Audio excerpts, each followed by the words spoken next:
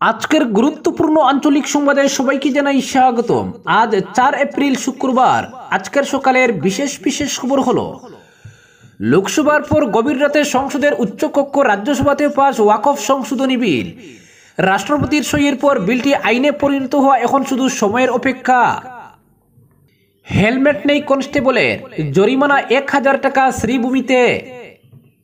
শ্রীভূমিতে অসুস্থ যুবতীকে ধর্ষণ, গ্রেফতার ভিনধর্মী। পঞ্চায়েতে বিজেপির চেয়ে বেশি আসন পেলে রাজনীতি ছাড়ব, হুঙ্কার মন্ত্রী রঞ্জিতের। পঞ্চায়েত কি করে দখল করবে কংগ্রেস, সংশোধনী পড়ে দেখেনি। পাতারকান্দির চামটিলায় এপিলরি সংঘর্ষ, গুরুতর আহত 3। 2000-এর জায়গায় 200 টাকার তেল, উত্তেজনা দক্ষিণ কৃষ্ণপুরের পাম্পে, আটক 2। এবারে শুনুন বিস্তারিত খবর। রাজ্যসভাতেও পাশ হয়ে গেল ওয়াকফ সংশোধনী বিল। বুধবার গভীর রাতেই বিলটি লোকসভায় পাশ হয়ে গিয়েছিল। 24 ঘন্টার মধ্যে সংসদের উচ্চকক্ষেও তা পাশ হয়ে যাওয়ায় বিলটির আইনে পরিণত হওয়া শুধু এখন সময়ের অপেক্ষা। রাষ্ট্রপতি দ্রৌপদী মুর্মু সই করলেই বদলে যাবে 70 বছরের পুরনো আইন। 1954 সালের আইনকে সংশোধন করে 1995 সালে ওয়াকফ বোর্ডের ক্ষমতা অনেকটাই বাড়িয়েছিল ভারত সরকার। কিন্তু 30 বছর পরে যে সংশোধনের শিলমোহর দিল ভারতীয় সংসদ, তাতে বোর্ডের ক্ষমতা এবং কার্যকারিতার হুলনলচে বদলে যেতে চলেছে। সবকটি বিরোধী দলেরই দাবি, ওয়াকফ আইনের এই সংশোধন ওয়াকফ বোর্ডের ক্ষমতাকে বেনজিরভাবে খর্ব করে দিচ্ছে। সমস্ত বিতর্ক এবং সংশোধনী নিয়ে ভোটাভুটি শেষে বৃহস্পতিবার রাত 2:19 ওয়াকফ বিল 2025 পাস করানোর প্রস্তাব পেশ করেন সংসদীয় বিষয়ক এবং সংখ্যালঘু বিষয়ক মন্ত্রী কিরেন রিজিজু। ধনী ভোটের ফলাফলে বিরোধী শিবির সন্তুষ্ট হয়নি, তারা বিভাজন চান। ভোটাভুটি শেষে রাত 2:34 ফল ঘোষিত হয়। তাতে দেখা যায় বিলের পক্ষে পড়েছে 128টি ভোট আর বিপক্ষে পড়েছে 95টি ভোট। 33 ভোটের ব্যবধানে ওয়াকফ বিল রাজ্যসভায় পাস হয়ে যায়। বিতর্ক চলে 12 ঘন্টারও বেশি সময় ধরে। বৃহস্পতিবার দুপুর 1টা নাগাদ রাজ্যসভায় ওয়াকফ বিল নিয়ে আলোচনা শুরু হয়। সংসদীয় বিষয়ক মন্ত্রী এবং সংখ্যালঘু বিষয়ক মন্ত্রী কিরেন রিজিজুর ভাষণের মাধ্যমে আলোচনা তথা বিতর্কের সূত্রপাত। রিজিজুর দাবি, ওয়াকফ সম্পত্তির অন্যতম লক্ষ্য হল সেই সম্পত্তির মাধ্যমে মুসলিম সমাজের গরিব, মহিলা ও অনাথ শিশুদের উন্নয়ন। নতুন আইনে বিপুল রাজস্ব আদায় হবে বলেও রিজিজু সংসদে দাবি করেন। তার অভিযোগ, রাজস্ব সংগ্রহ করতে ব্যর্থ হয়েছে ওয়াকফ বোর্ডগুলি। রাত 12:55 নাগাদ সংসদীয় বিষয়ক এবং সংখ্যালঘু বিষয়ক মন্ত্রী গোটা বিতর্কের উপরে জবাবি ভাষণ দেওয়া শুরু করেন। যদিও সে ভাষণের শুরুতে রিজিজু বলে দেন তিনি খুব বিশদে উত্তর দেবেন না, কারণ ওয়াকফ বিল নিয়ে ভোটাভুটির পরে অন্য গুরুত্বপূর্ণ বিষয়ও রাজ্যসভায় উঠবে। 16 মিনিটের ভাষণের শেষে রিজিজু সিএএ পাস হওয়ার আগের এবং পরের পরিস্থিতির কথা মনে করিয়ে দেন। তিনি বলেন, কেউ কেউ বলছেন আমরা এই বিলের মাধ্যমে সংখ্যালঘুদের ভয় দেখাচ্ছি, কিন্তু ভয় আমরা দেখাচ্ছি না, ভয় আপনারা দেখাচ্ছেন। সিএএ এর সময়েও অনেকে ভয় দেখিয়েছিলেন, বলেছিলেন সিএএ পাস হলেই অনেকের নাগরিকত্ব চলে যাবে। কিন্তু সিএএ পাস হওয়ার পরে তেমন কিছু হয়নি। ওয়াকফ বিলের ক্ষেত্রে আগে থেকে অনেকে ভয় দেখানোর কাজ করছেন, কিন্তু বিল পাস হওয়ার পর দেখবেন আগামীকাল থেকে একে কিভাবে স্বাগত জানানো হয়। নতুন আইনে কেন ওয়াকফ বোর্ডে অমুসলিম সদস্যদের অন্তর্ভুক্তির ব্যবস্থা রাখা হচ্ছে, এই প্রশ্ন বিরোধী শিবির থেকে অনেকেই তুলেছিলেন। সেই প্রশ্নের জবাবে রিজিজু বলেন, ওয়াকফ বোর্ড একটি বিধিবদ্ধ সংস্থা। একটি বিধিবদ্ধ সংস্থা শুধু মুসলিমরা থাকবেন আর কেউ থাকতে পারবেন না, এটা কিভাবে হয়? রিজিজুর কথায়, বিধিবদ্ধ সংস্থাকে ধর্ম নিরপেক্ষ হতে হবে এবং সব ধর্মের প্রতিনিধিত্ব সেখানে থাকা উচিত। তবে রিজিজু এও জানান যে 22 সদস্যের বোর্ডে সর্বোচ্চ 4 জন অমুসলিম সদস্য থাকতে পারবেন। ফলে বিল পাস হয়ে তা আইনে পরিণত হলেও ওয়াকফ বোর্ডে মুসলিমরা সংখ্যাগরিষ্ঠই থাকবেন। লোকসভায় এনডিএর হাতে যেমন নিরঙ্কুশ সংখ্যাগরিষ্ঠতা রয়েছে, রাজ্যসভার ছবি তেমন নয়। এই মুহূর্তে রাজ্যসভার সদস্য সংখ্যা 236, অর্থাৎ নিরঙ্কুশ সংখ্যাগরিষ্ঠতার জন্য দরকার 119টি আসন। কিন্তু বিজেপি এবং তার শরিক দলগুলির সম্মিলিত আসন সংখ্যা এখন 117। তার মধ্যে বিজেপির নিজের হাতে রয়েছে 98টি আসন। নীতিশ কুমারের জেডিইউর হাতে 4টি, অজিত পাওয়ারের এনসিপির হাতে 3টি, চন্দ্রবাবু নাইডুর টিডিপির হাতে 2টি আসন রয়েছে। আরও 10টি শরিক দলের হাতে রয়েছে 1টি করে আসন। অন্যদিকে বিরোধী জোট ইন্ডিয়ার শরিক দলগুলির সম্মিলিত আসন সংখ্যা 88, কংগ্রেসের আসন সংখ্যা 27, তৃণমূলের 13, ডিএমকে এবং আপের হাতে 10টি করে আসন। এছাড়া আরজেডির 5টি, সপার 4টি, সিপিএমের 4টি এবং জেএমএম এর 3টি আসন রয়েছে। এছাড়াও 12টি আসন রয়েছে অন্যান্য শরিক দলের হাতে। বিজেপি নেতৃত্বাধীন এনডিএর চেয়ে ইন্ডিয়ার সংখ্যায় বেশ পিছিয়ে থাকলেও জাদু সংখ্যা এনডিএর হাতেও নেই। তাই লোকসভায় যতটা মসৃণভাবে বিলটি পাস হয়েছিল, রাজ্যসভাতেও ততটা সহজে হবে কিনা তা নিয়ে সংশয় ছিল।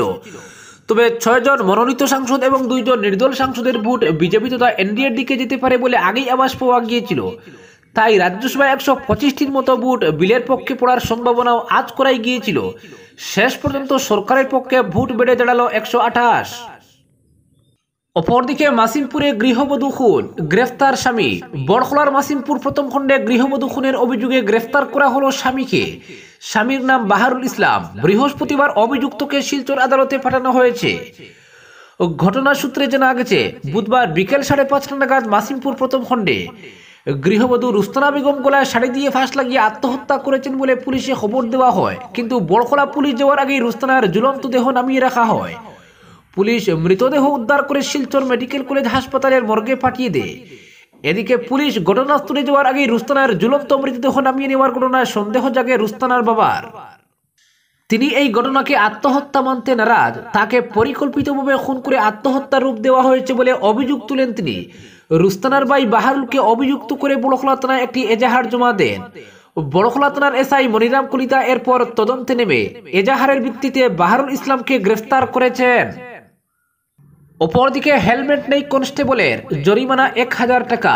পুলিশই শেষ কথা নয়, হেলমেট ব্যবহার করেননি তাই 1000 টাকা জরিমানা দিতে হলো কবির হোসেন লস্কর নামের শ্রীভূমি জেলার এক পুলিশ কনস্টেবলকে। দ্বিচক্রযান চালকদের হেলমেট না পরলে রক্ষা নেই। মোবাইলে ছবি তুলে গাড়ির নম্বরে জরিমানার স্লিপ পাঠিয়ে দেয় পুলিশ। এ নিয়ে কোনো অজুহাত শুনতে রাজি নয় পুলিশ। আসলে হেলমেট পরিধান করে দ্বিচক্রযান চালালে দুর্ঘটনা হলেও প্রাণ রক্ষা পাওয়া সম্ভব, তাই বলে পুলিশ সর্বদা দৃঢ়তা দেখিয়ে থাকে। হেলমেট লাগানো নিয়ে পুলিশ যেখানে কঠোর, সেখানে পুলিশ কনস্টেবল যদি হেলমেট ব্যবহার না করেন তাহলে কিভাবে হয়? হেলমেট না লাগিয়ে police constable Kabir Hossain লস্করের bike চালানোর দৃশ্য সামাজিক মাধ্যমে ভাইরাল করেন 2 বাইক আরোহী। 2 বাইক আরোহী পিছু দেওয়া করেন পুলিশ কনস্টেবলের। মোবাইলের রেকর্ডিং দেখে পুলিশ কনস্টেবল বাইকের গতিবেগ বাড়িয়ে বারংবার পালানোর চেষ্টা করেন, কিন্তু পেছনের বাইকে থাকা যুবকদ্বয় নাসুরবান্দা। আগে আগে পুলিশ, পেছনে বাইক চালক, আর বারংবার যুবকদ্বয় বলে যাচ্ছে, কাকু আপনি পুলিশ হয়ে হেলমেট লাগাননি কেন? বেচারা কবির হোসেন বাইক থেকে নেমে যুবকদের দৃশ্য মোবাইলে রেকর্ডিং করেন, কিন্তু বাইক আরোহীদ্বয়ের যথারীতি হেলমেট ছিল, তাই ভয় পাওয়ার কিছু নেই। তারাও দিব্যি দাঁড়িয়ে থাকে। এ ধরনের দৃশ্য বুধবার রাতে সামাজিক মাধ্যমে ভাইরাল হতেই বৃহস্পতিবার 1000 টাকা জরিমানা করা হয় পুলিশ কনস্টেবলকে। জরিমানার স্লিপ সামাজিক মাধ্যমে আপলোড করেন শ্রীভূমি জেলা পুলিশ সুপার পার্থপ্রতিম দাস। অপরদিকে চলন্ত বাসে যুবতীর শ্লীলতাহানির ঘটনার আজ স্থিমিত হতে না হতেই আরেকটি জঘন্য কাণ্ড সংঘটিত হলো নিলামবাজার থানাধীন এক গ্রামে। একাকিত্বের সুযোগ নিয়ে ঘরে ঢুকে কুকর্ম সংঘটিত করল পড়োশি গ্রামের ভিনধর্মী লম্পট প্রৌঢ়। যুবতীর সঙ্গে কুকর্ম সংঘটিত করার অভিযোগে 50 ঊর্ধ্ব প্রৌঢ় ফরিদ উদ্দিনকে ইতিমধ্যে গ্রেফতার করেছে পুলিশ। প্রৌঢ়ের লালসার শিকার মানসিক অসুস্থ যুবতীকে হাসপাতালে ভর্তি করা হয়েছে। কুকর্ম সংঘটিত করে পলায়নের ব্যর্থ চেষ্টা করে পার পায়নি লম্পট। পুলিশকে সহযোগিতা এগিয়ে আসেন স্থানীয়রা। উত্তম মধ্যম দিয়ে দর্শক লম্পটকে পুলিশের হাতে তুলে দিয়েছেন ক্ষুব্ধ জনতা। এদিন রণংদেহী মেজাজে দেখা গেল বিজেপি নেত্রী শিপ্রাগুনকে। পরিস্থিতি নিয়ন্ত্রণে ঘটনাস্থলে মোতায়েন করা হয়ে আধা সামরিক বাহিনী। ঘটনার তীব্র নিন্দা জানিয়েছেন সমাজের সর্বস্তরের মানুষ। পরিস্থিতির খোঁজ নিতে জেলা সদর থেকে ঘটনাস্থলে উপস্থিত হন শ্রীভূমি পুলিশের ডিএসপি। নেককারজনক ঘটনাকে ঘিরে হিন্দুরক্ষী দল, বজরং দল, আরএসএস, বিএইচপি ও বিজেপি কর্মীদের প্রতিবাদে পরিস্থিতি উত্তপ্ত হয়ে ওঠে। ভোটের মুখে ঘটনার রেশ ধরে পরিস্থিতি যাতে ভিন্ন মোড় না নেয় সেদিকে কঠোর সতর্কতা অবলম্বন করেছেন জেলা পুলিশ সুপার। তাৎক্ষণিক পদক্ষেপ গ্রহণ করে অভিযুক্তকে হেফাজতে নিয়ে আইনি প্রক্রিয়া শুরু করেছে পুলিশ প্রশাসন। বৃহস্পতিবার বেলা 2:30 নাগাদ একাকিত্বের সুযোগে নিলামবাজার থানা এলাকার এক গ্রামের বাসিন্দা মানসিক অসুস্থ যুবতীর মা বাবা বাড়িতে না থাকার সুযোগে ঘরে ঢুকে অভিযুক্ত ফরিদ উদ্দিন জোর জবরদস্তি কুকর্ম সংঘটিত করে থেমে থাকেনি। পীড়িতা যুবতীকে টেনে হিচড়ে ঘরের বাথরুমের ভিতরে ঢুকিয়ে বাইরে থেকে লক করে ঘটনাস্থল থেকে পালিয়ে যায় বলে অভিযোগ। ঘটনা প্রকাশ্যে এলে তুমুল উত্তেজনাকর পরিস্থিতির সৃষ্টি হয়। নির্যাতিতা যুবতীর বাবা দিনমজুরের কাজে বাইরে ছিলেন। মেয়েকে ঘরে রেখে মাও এদিন বন্ধন ব্যাংকের কিস্তি দিতে চলে যান বাইরে, তাই একাই ছিল যুবতীটি। ওই সময় বাড়ির পাশে সবজি খেতে ছিল অভিযুক্ত ফরিদ উদ্দিন।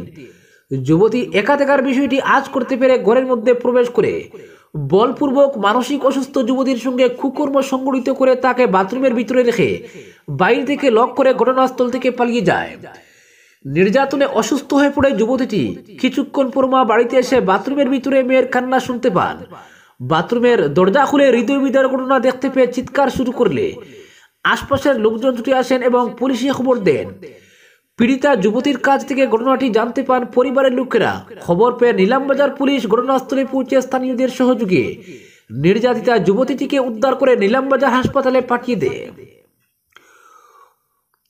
পরে অসুস্থ যুবতীকে জেলা অসামরিক হাসপাতালে ভর্তি করা হয়। এদিকে ঘটনার খবর পেয়ে বজরং দল, বিএইচপি, আরএসএস, হিন্দুরক্ষী বাহিনী সহ বিজেপি নেত্রী শিপ্রা গুণ ঘটনাস্থলে পৌঁছে নেক্ষারজনক ঘটনার প্রতিবাদে সরব হন। পরিস্থিতি এক সময় উত্তপ্ত হয়ে উঠে অবস্থা বেগতিক দেখে পুলিশ ঘটনার তদন্তে মাঠে নামে এবং স্থানীয়দের সহায়তায় অভিযুক্ত ফরিজউদ্দিনকে গ্রেফতার করতে সক্ষম হয়। তবে পরিস্থিতি বেগতিক বুঝে অভিযুক্ত এক সময় পালিয়ে যাওয়ার চেষ্টা চালালে ক্ষুব্ধ জনতা উত্তম মধ্যম দিয়ে পুলিশের হাতে তুলে দেন তাকে। বিজেপি নেত্রী শিপ্রা গুণ, প্রাক্তন জেলা পরিষদ সদস্য শঙ্কর মালাকার সহ আরএসএস এর বজরং দল, বিএইচপি, হিন্দুরক্ষী বাহিনীর কর্মকর্তা ঘটনার তীব্র নিন্দা জানিয়ে অভিযুক্তকে দৃষ্টান্তমূলক শাস্তির দাবি জানিয়েছেন। ঘটনাটিকে ঘিরে তীব্র চাঞ্চল্য ছড়িয়ে পড়ে নিলামবাজার সহ পুরো সীমান্ত জেলায়। পুলিশ সুপার পার্থ প্রতিম দাস দ্রুততার সঙ্গে পরিস্থিতির হ্রাস মোটায়ে রাখতে পদক্ষেপ গ্রহণ করেছেন। ভোটের মুখে ঘটনাটিকে ঘিরে যাতে কোনো ধরনের অশান্তির বাতাবরণ সৃষ্টি না হয় তার জন্য কড়া সতর্কতা অবলম্বন করেছেন জেলা পুলিশ সুপার। অপরদিকে পঞ্চায়েত ভোটের ময়দানে নেমেই কংগ্রেসকে চ্যালেঞ্জ মন্ত্রী রঞ্জিত দাসের। ক্ষমতা রইলে বিজেপির চেয়ে বেশি আসন পেয়ে দেখা কংগ্রেস, তাহলে জীবনের জন্য রাজনীতি ছেড়ে দেব। বৃহস্পতিবার প্রদেশ বিজেপির কার্যালয়ে মিডিয়া সেলের পদাধিকারী ও মুখপাত্রদের সঙ্গে বৈঠকের পর এই মন্তব্য করেন তিনি। তবে আজ থেকে হাতে কলমে পঞ্চায়েত ভোটের ময়দানে নেমে পড়ার কথাও জানান তিনি। বুধবার রাজ্যের ত্রিস্তরীয় পঞ্চায়েত নির্বাচনের দিন তারিখ ঘোষণা করেছে রাজ্য নির্বাচন কমিশন। তাই ভোটের ময়দানে নেমে পড়ছে শাসক দল। অটল বিহারী বাজপেয়ী ভবনে দলের মুখপাত্র মিডিয়া সেলের পদাধিকারীদের সঙ্গে বৈঠক করেছেন পঞ্চায়েত ও গ্রাম উন্নয়ন মন্ত্রী রঞ্জিত দাস। বৈঠকে ভোটের ময়দানে কি কি বিষয় তুলে ধরা হবে তার রণনীতি প্রস্তুত করা হয়েছে। সরকারি বিভিন্ন প্রকল্পের প্রচার কিভাবে করতে হবে তার ব্যাখ্যা মুখপাত্রদের দিয়েছেন মন্ত্রী। বৈঠকের পর তিনি সাংবাদিকদের বলেন, পঞ্চায়েত নির্বাচন নিয়ে আলোচনা হয়েছে বৈঠকে। আগামী শনিবার প্রদেশ সভাপতি দিলীপ শইকিয়ার উপস্থিতিতে হবে ইস্তাহার কমিটির বৈঠক। ভোটের ময়দানে অগপ বিজেপির বোঝাপড়া যাতে ভালোভাবে হয় তার জন্য প্রতিটি লোকসভা কেন্দ্রে একজন করে অগপ ও বিজেপির নেতাকে দায়িত্ব দেওয়া হয়েছে। ভোট পরিচালনার জন্য 2-3টি করে জেলার দায়িত্ব দেওয়া হয়েছে মন্ত্রীদের। সহযোগীরাও থাকবেন সঙ্গে। এর আগের পঞ্চায়েত ভোটে বিজেপির ভালো ফলাফল হয়েছে, তাই এবারও বিজেপির ভালো ফলাফলের দাবি করে পঞ্চায়েত মন্ত্রীর দাবি। গ্রাম পঞ্চায়েতকে এবার রাজনীতি মুক্ত করা হয়েছে। তারপরও কংগ্রেসের মুখে পঞ্চায়েত দখলের কথা শুনে আশ্চর্য হয়েছে। তারা কি পঞ্চায়েত আইনের সংশোধনী পড়ে দেখেনি? গ্রাম পঞ্চায়েতে দলীয় রাজনীতি থাকবে না, নির্দল প্রার্থীরা লড়বেন। তাহলে কংগ্রেস কি করে পঞ্চায়েত দখল করবে? পঞ্চায়েত দখলের জন্য শুভেচ্ছা জানাচ্ছি তাদের। এরপর কংগ্রেসকে সরাসরি চ্যালেঞ্জ ছুড়ে তিনি বলেন, ক্ষমতা থাকলে বিজেপির চেয়ে বেশি আসন দখল করে দেখা কংগ্রেস জীবনের জন্য রাজনীতি ছেড়ে দেব। আঞ্চলিক পঞ্চায়েত বেশি জয়ী হয়ে দেখাক, জেলা পরিষদ বেশি জয়ী হয়ে দেখাক, রাজনীতি করব না আর। বিজেপির চেয়ে বেশি কেন, 50% আসনেও জয়ী হয়ে দেখাক কংগ্রেস, রাজনীতি থেকে সরে যাব। পঞ্চায়েত মন্ত্রীর এই মন্তব্যের প্রতিক্রিয়া পাওয়া যায়নি কংগ্রেসের পক্ষ থেকে। তবে পঞ্চায়েত ভোটের ময়দান যে বাগযুদ্ধে জমতে চলেছে এর এক ইঙ্গিত পাওয়া গেছে এতে। অপরদিকে পাথারকান্দির চামডিলায় এপিলরি সংঘর্ষ, গুরুতর আহত 3। পাথারকান্দিতে ফের দুর্ঘটনায় আহত হলেন চালক সহ যাত্রী। এক ঘটনাটি সংঘটিত হয়েছে আসাম ত্রিপুরা 8 নং জাতীয় সড়কের পাথারকান্দি থানা অধীন দেওলাখাল এলাকার চামটিলায়। এই মর্মান্তিক পথ দুর্ঘটনায় গুরুতর আহত হয়েছেন এক এপি চালক সহ 2 যাত্রী।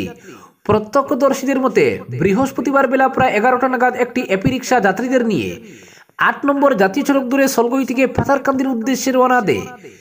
চামটিলা এলাকায় পৌঁছালে একই রুটের আরেকটি এপি ওভারটেক করার চেষ্টা করে চালক, কিন্তু নিয়ন্ত্রণ হারিয়ে এপি দিক থেকে আসা কন্টেইনার ট্রাকের সঙ্গে সংঘর্ষ হয়। সজোরে ধাক্কার ফলে এপির সামনের অংশ দৌড়ে মুচড়ে যায় এবং যাত্রীদের মধ্যে 3 জন গুরুতর আহত হন। পাশাপাশি অন্য এপির চালক আব্দুল বাসিত আহত হন।